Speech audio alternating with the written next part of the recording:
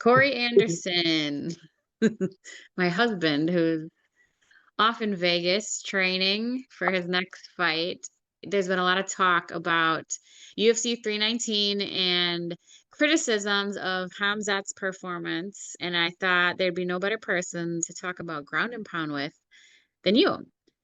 Tell me a little bit about what you think about it, about his performance. You think he should be to blame for not being able to finish? Do you think DDP should have been able to get out of those positions? Tell me your thoughts on his ground and pound abilities, finishing abilities. Mm. We know he got finishing abilities because he usually gets the neck, choking guys out. I don't know. Do he have any ground and pound finishes? I think he's always choking them out. He knocked out GM3, but in that fight, it was just position, I guess you can say.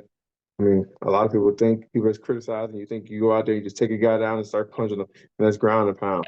No, that's somebody that's been doing this for what 12 years now, and didn't figure out the ground and pound aspect until I got to Bellator in the last 4 or 5 years, and I was just constant repetition, repetition, repetition. It's a lot of guys that get on top and they fear of losing the position. Like they say, position both for submission. It's kind of the same thing for ground and pound. And if you got such a heavy position, like you join super heavy forward, like you kept getting that crucifix and super heavy on his head moving forward, it's kind of hard to posture up. So you just had to make some adjustments, but in time. So you think maybe he's just training to control in positions that aren't really conducive to striking? Yeah, I mean, Like, did you have the to learn to like control people in different positions to be able to get better at ground and pound? yes. I mean, you go back and you look at my fight. Even my first fight with Jan Blachowicz, I controlled him all 3 rounds, but I was never in a position. I was throwing elbows and punches, and I had him looking like Quasimodo when it was all over said and done. But I was never in a true position to land hard ground and pound. I had landed 117 elbows and never cut the skin once because I just wasn't in the right position. Like I was in guard or I was in half or side. I didn't have the right posture, I guess you can say. You got to be postured in a certain position to where you land. It's not just going to be an arm blow or your punch or just an arm or your knuckle strike or your elbow just landed on them hard. It's got to be in a position where when you drop it, one, the point is also hidden, but behind the point, your weight is falling on it. It's kind of like throwing a right hand or a jab. Coach said your arm punching. Your arm punching, meaning you're not stepping into it. Goes the same thing for ground and pound. If you're not falling into it properly, it's just kind of like a pity pat, as Mark Henry used to call it. So what made you change it other than repetition? What It's positions just, did you learn that you had to change? I mean, the biggest thing is just massive. So you got jujitsu positions, like today, for example. In practice, I was going with Sean Strickland, Alex Felizi.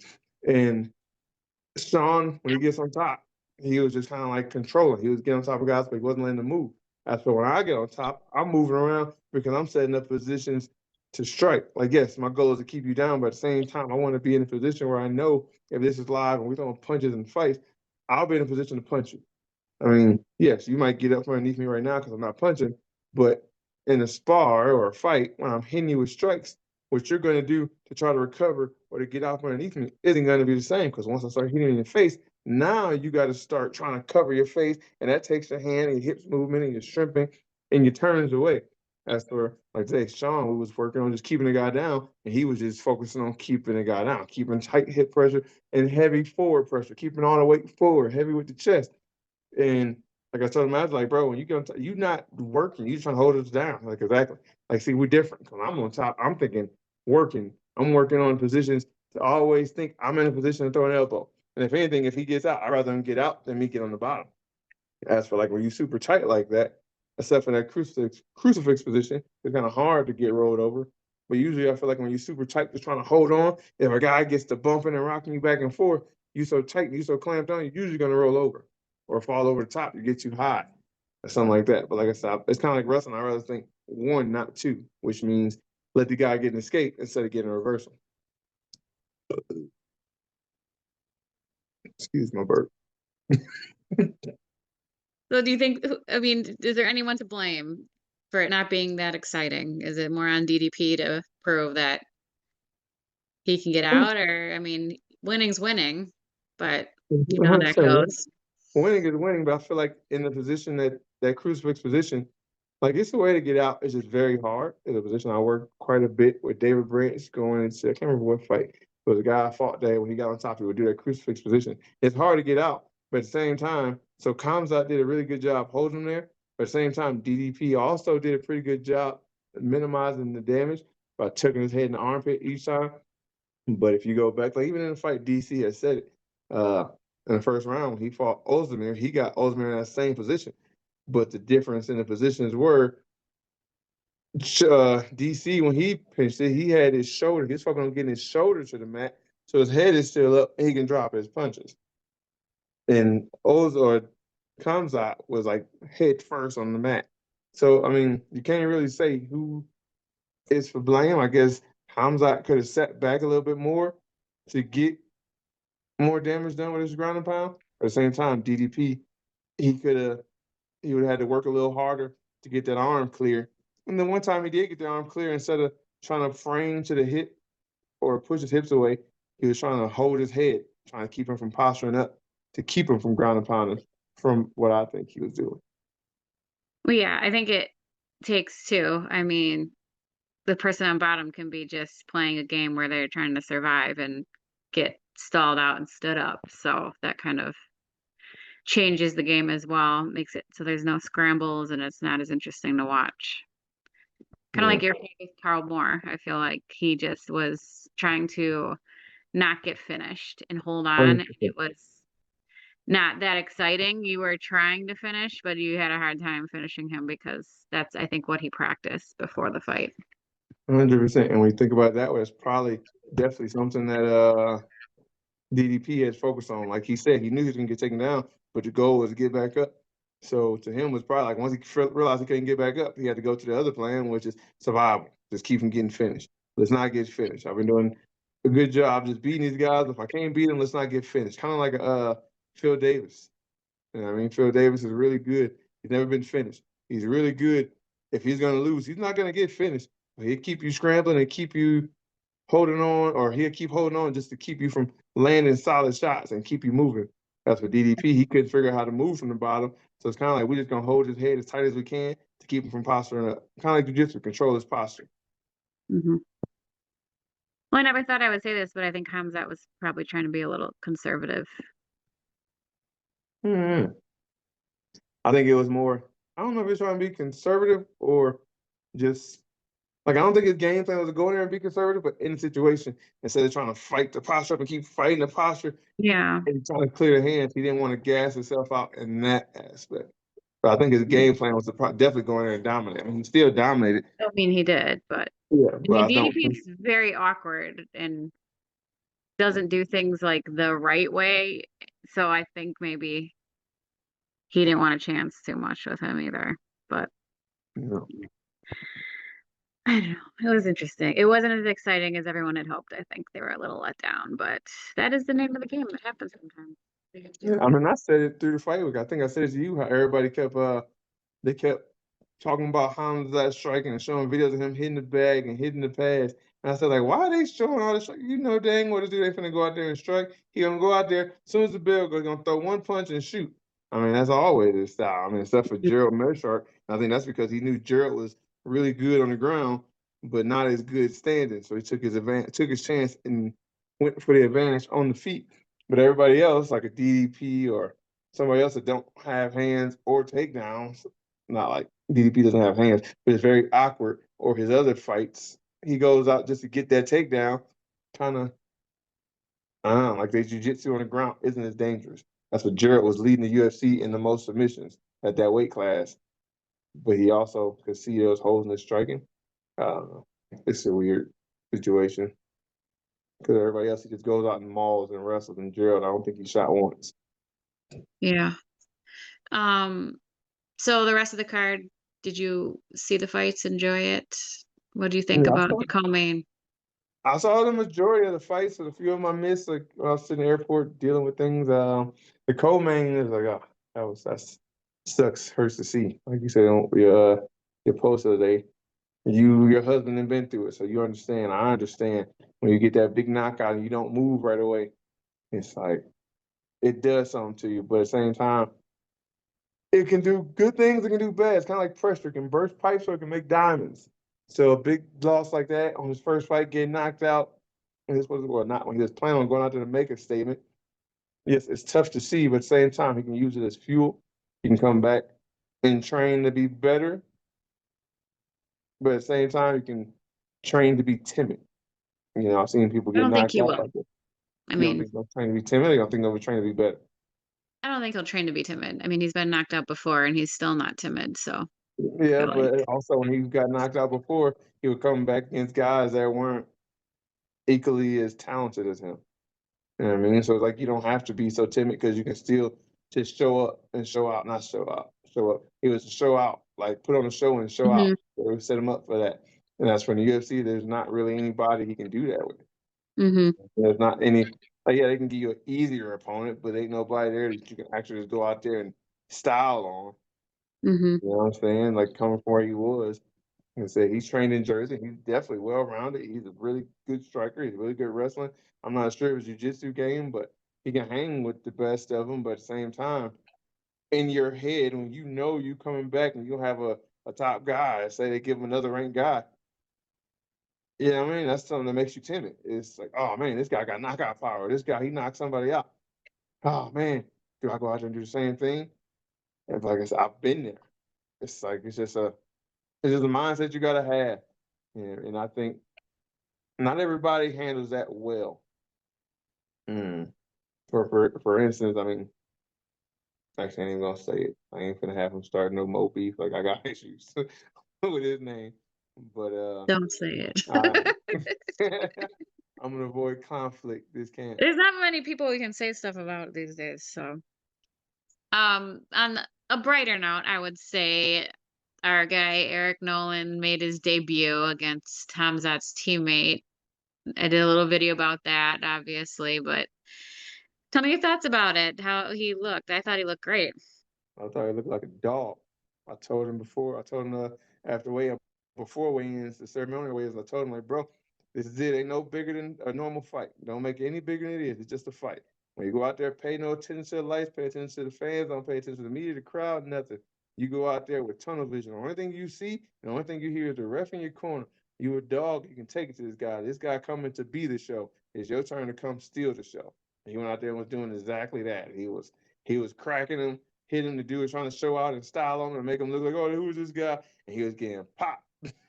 he was He was getting cracking cracked. him. He He was looked getting good. cracked. And at the last 30 seconds, dude realized, like, okay, I can't be out here trying to show out no more. I got to get serious. And then he came out the second round a little more serious and hit that leg kick.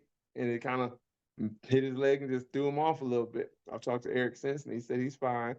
But just that kick when it hit, it landed awkward. It messed his leg up for just a split second.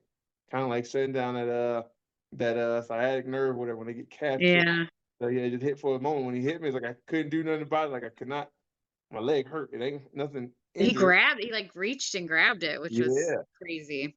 They said it was just that shocker. Probably just that first time you get kicked like that. I remember my first time getting calf kicked was a Leo Latifi at UFC 232, and I wanted to reach down and grab it, but at that point I had been there long enough. I knew act fresh, poker face, don't show them it hurt. But yeah, Well, he looked good. I think in a loss, like I told you, that's best case scenario. He looked good. People are wondering who he is. Dana White's happy, so yeah, man. It was kind of like and he's not a hurt, hopefully. So It wasn't as big of a moment as Dan Iggy stepping up on Diego Lopez in 4 hours, but similar. Coming in a short notice, nobody knows you against this guy. Everybody talking about him wants to be a superstar, and he went out there and almost put him away in the first round. Like that's what uh, takes value. You put stock 10 and more money in your bank seconds. account. Yeah, 10 more seconds in the first round, it was over. Because Eric, he was throwing them elbows and the knees, and when he gets letting his hands go, he gets to let his hands go. He ain't worried about target practice. He worried about unloading a fully loaded clip on you, and Bell just happened to go off. But you can see, even after the bell, he was still trying to keep going. He was in that zone, like it's kill. I smell blood. Let's get it. Yeah. Oof.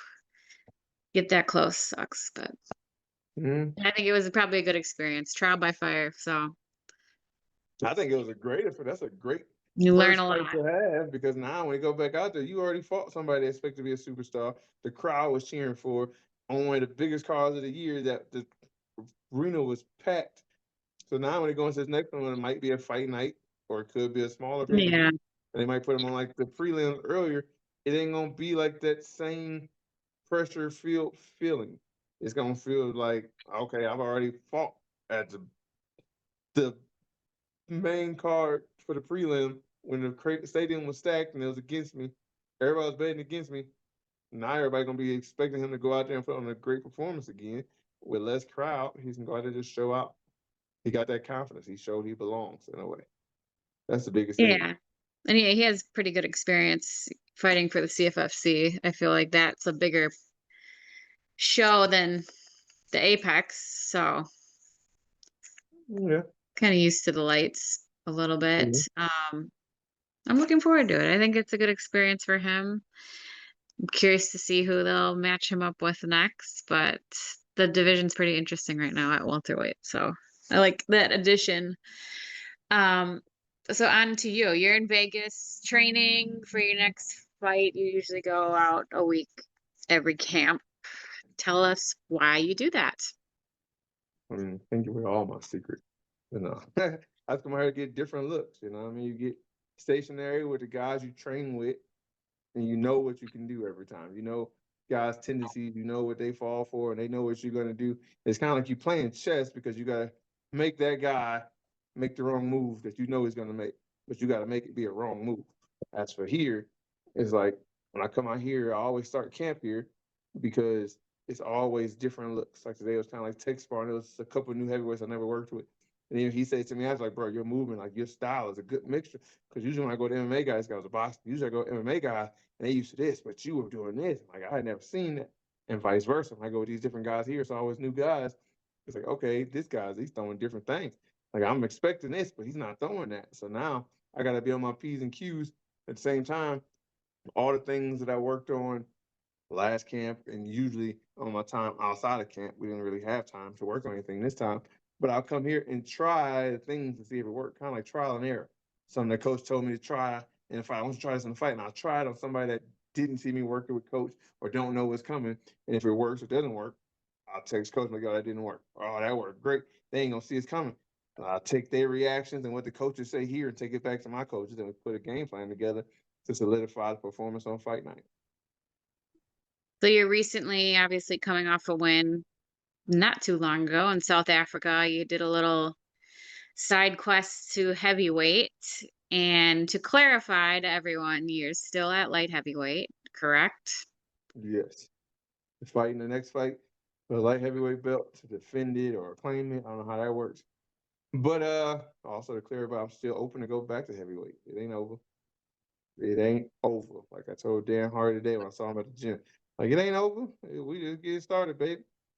So Worked out well. It was a victorious showing in Cape Town. What did you think of Africa and your time there? it was dope. I like Africa. Like Eddie Murphy said, it was live. It was cheap. Like I kept telling the hotel, cause like I feel like we robbing y'all. It's like the price of living in America compared to there, it's like we was there for 2 weeks, and I think I spent $300 total, like food and hotels and stuff. Like, yeah, like this is crazy. Uber rides was $17 an hour away. It was $2 to this gym and back every day.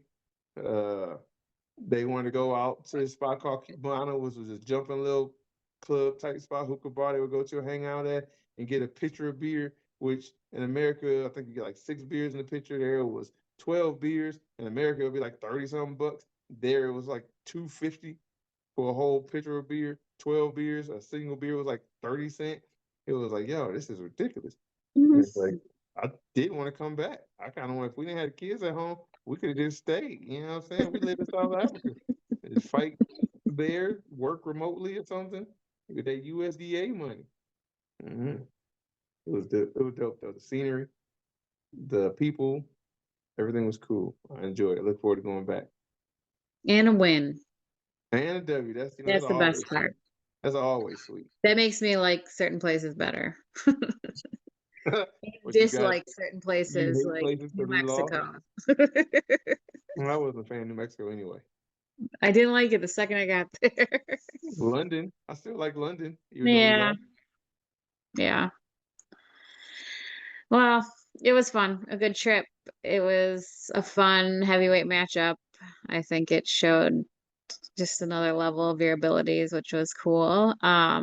And now you have a fight in Dubai on the 3rd of October for the PFL Road to Dubai Which is weird because against, we had Dubai. yeah, They didn't against clarify the road to Dubai thing yet, but Yeg Shamuradov. You fought already in the Grand Prix tournament and you beat him. Um, Tell me a little bit about your preparation for him. Now, I know with Nemkov, there were some mistakes you felt you made in your preparation for the rematch.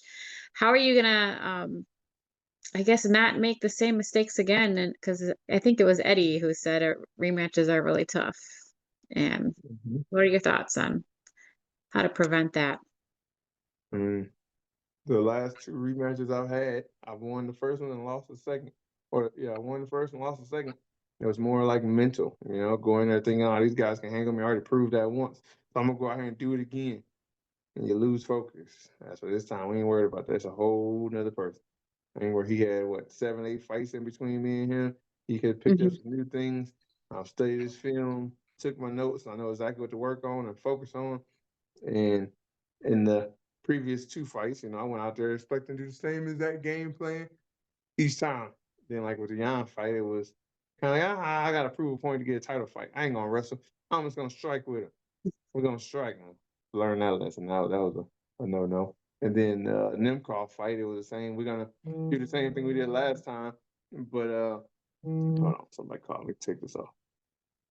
This off screen.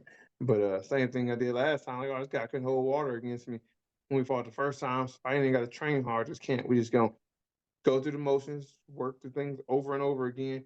Because we're gonna do the same thing. Make sure everything is fail proof in my head. Like, oh, he couldn't learn how to wrestle in 7 months. He ain't gonna defend my shot no different. And yeah, didn't have no new tools in the bag. Didn't really spar that camp, and that's what happened. You go out there with the same person. He changed up the game, and I wasn't ready for the change. Now this time we're preparing for a whole new fighter. Like really, I'm not even preparing for Yag Shamuradov. I'm training to be the best in the world. That no matter whoever comes in front of me, no matter what they throwing, I'm ready for. Whether it's a calf kick, a head kick, spinning heel kick, takedowns, suplexes, cartwheel kicks, rolling thunders, whatever. I want to be ready for it all. And that's the plan. That's the mindset going into this fight. Not even thinking about the opponent. We're thinking about the mission.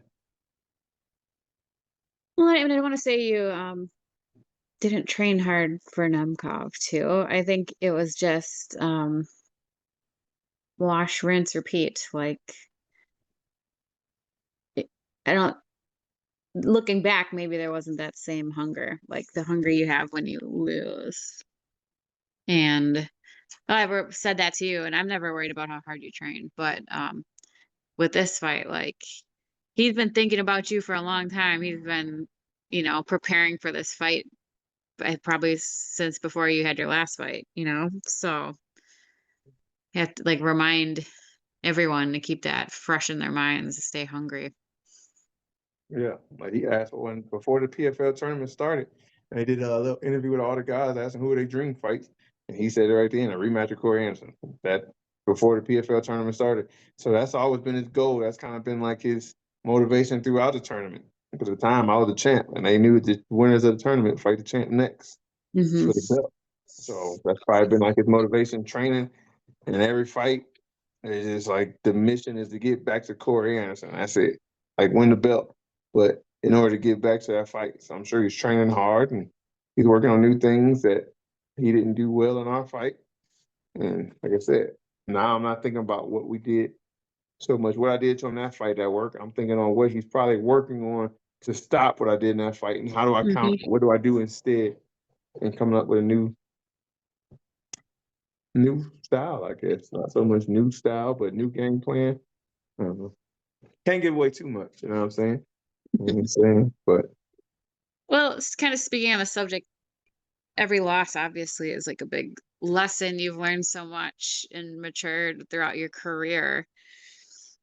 Tell me a little bit about that process of, I mean, maturing as a fighter, whether it's through media, how you've matured with handling media, training, just becoming the OG at the gym and not the up and comer anymore.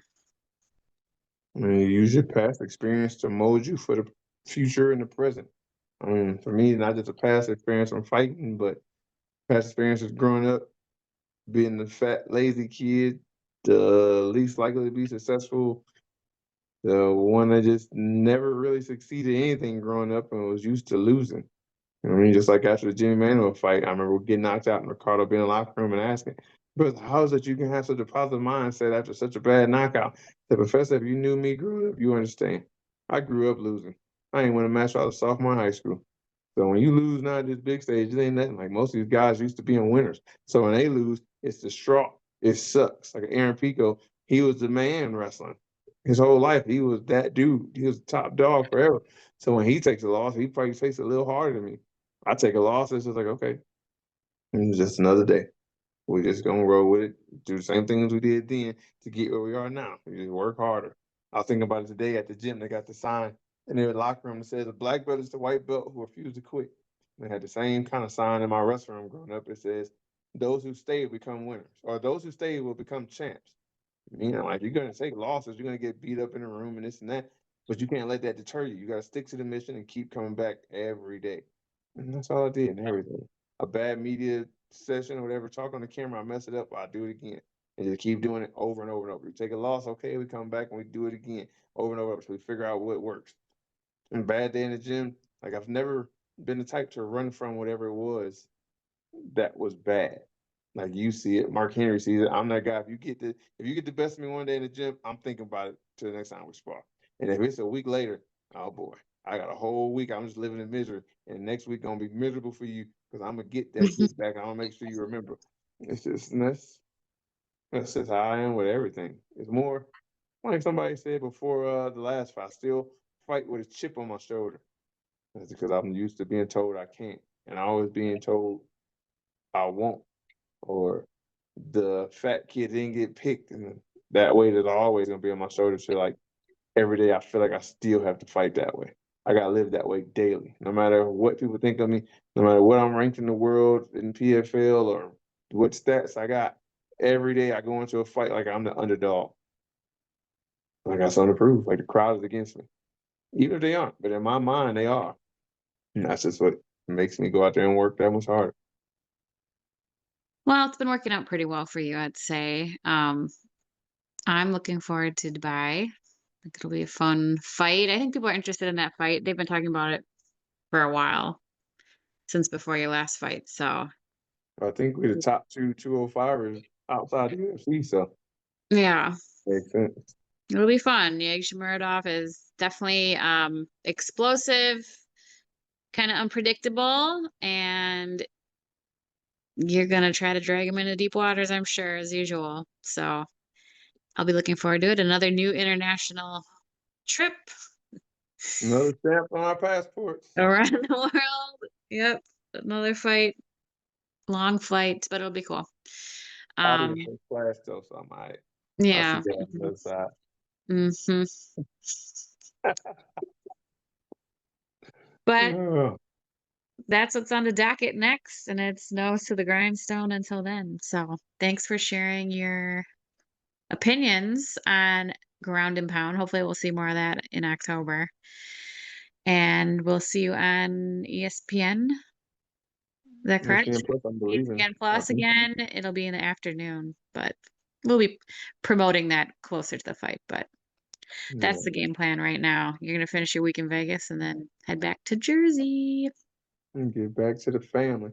Not just the family at home, but the family in the gym. Finish strong there for a few more weeks, what, 4 or 5 more weeks, then we off to Dubai early. Hmm. Well, thanks for taking the time. hmm You know, take the time out of my busy Vegas trip. I can be out here on the strip. You know what I'm saying? Yeah. Hmm. Got these honeys out in the pool waiting for me. Stupid.